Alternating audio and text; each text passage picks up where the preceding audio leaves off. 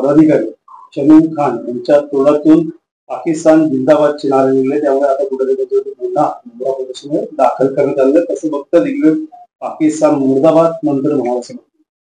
बघा, जे पोटात असतं ते ओठात येतं आणि त्याच्यामुळे ज्या पद्धतीने त्या ठिकाणी पहलगाम हल्ल्यामध्ये इनोसंट लोकांना, प्रवाशांना हिंदू म्हणून मारलं गेलं आणि त्याचा मोर्चामध्ये पाकिस्तानच्या बाजूने घोषणा देणं ही इतकं तीव्र निषेधार्थ आहे.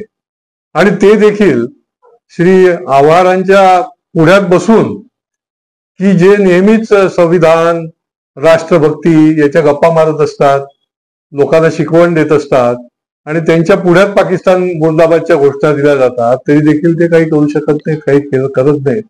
लोकांना पोलिसांमध्ये जाऊन गुन्हा दाखल करायला लागतो. ही अत्यंत ही मानसिकता आहे.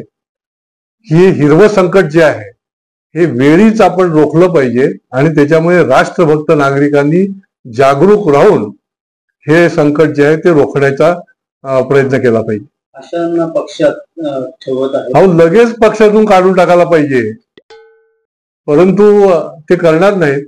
बोलायचं एक आणि करायचं दुसरं, अशीच त्यांची रीत आहे. मात्र असंही बोललं जातं कुठेतरी निवडणुकीच्या पार्श्वभूमीवर आता हा व्हिडिओ आहे कुठेतरी पक्षाला बदनाम. हो, पण व्हिडिओ खरा आहे ना, निवडणुकीचं असो नसो, व्हिडिओ खरा आहे. म्हणजे तुमचं मानसिकता काय आहे ही लोकांसमोर स्पष्ट आलेली आहे आणि त्याच्यामुळे उगाच निवडणुकीचं नाव पुढे करून तुम्ही झाकण्याचा प्रयत्न करण्याची काही गरज नाही.